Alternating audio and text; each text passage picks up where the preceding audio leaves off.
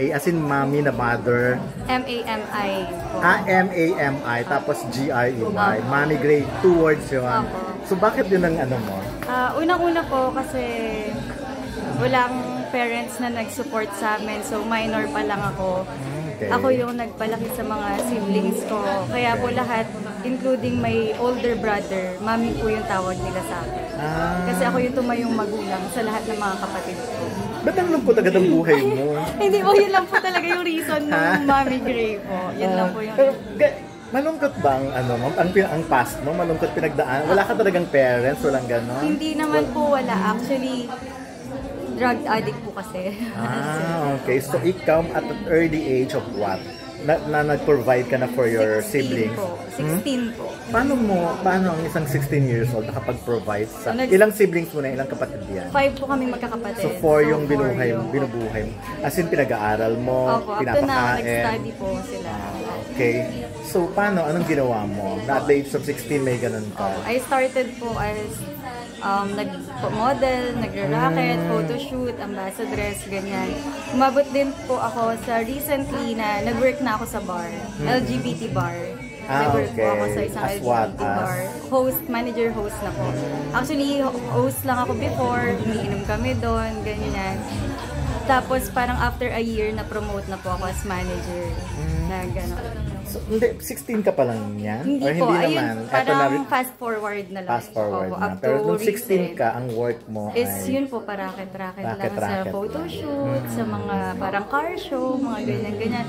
And I was pretending na hindi ako minor para makakuha ako ng gig. Ilang years ago yan?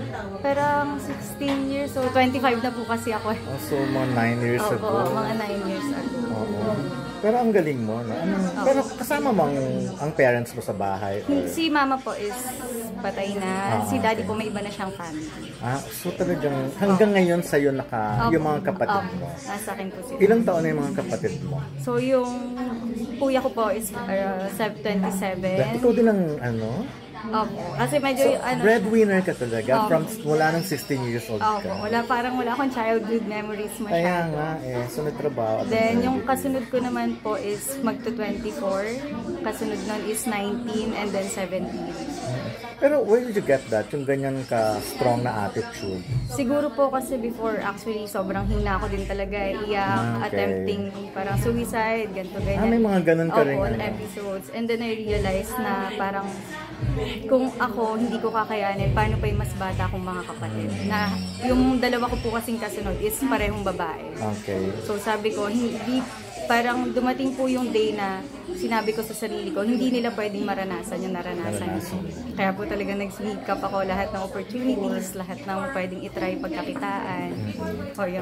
Pero ano yung nag-trigger dati? Bakit ginusto mo sanang, ayokang banggitin yung term, pero bakit? Siguro po kasi it was so hard na parang I was trying to parang buhayin yung mga kapatid ko, ganyan-ganyan. Tapos may mga time na sa harap ko mismo, nagda-drugs yung mother ko, gamit yung perang pinaghirapan ko, ganyan. So parang sobrang depressing po na I was physically abused then, sexually abused by relatives then. So medyo, kaya po sabi ko noon, aalis ako sa bahay na to, kukunin ko lahat ng kapatid ko.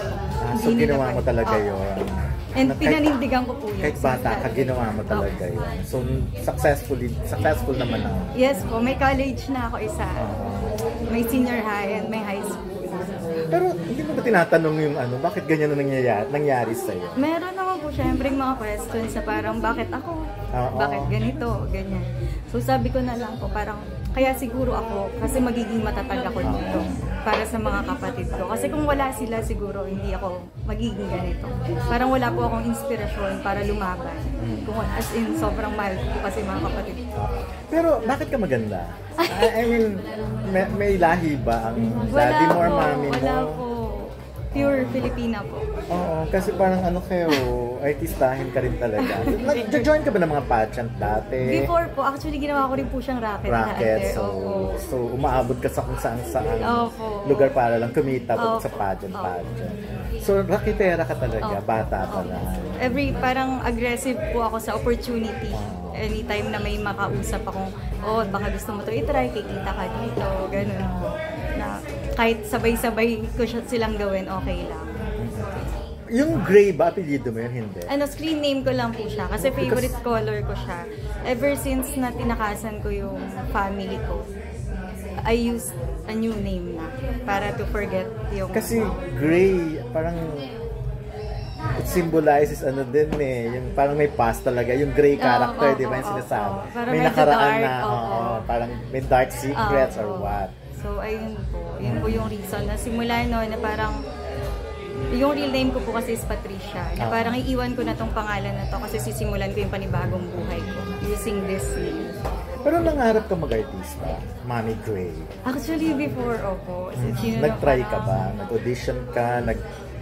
Before, actually, parang na-try ko din pong mag-audition. Pero medyo bata pa po ako yung nagsasubmit ng pictures. Ganun na lang. Opo. Pero yung audition na hindi pa po ako pinalad.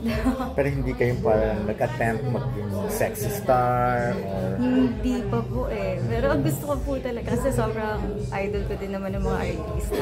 So, gusto ko talagang itry din. Kasi tulad nga po nung before na ginawa namin, nag-act kami last week sa short film. So sabi ko parang gusto ko yung ginagawa ko. Gusto kong umarte. Ganon. Pero ngayon, Mommy Gray ka na. Meron bang mga nag-approach sa'yo? Or kinukuha kang mag-artista? Ngayon po kasi management po ang... Asset doon ka. Doon ka.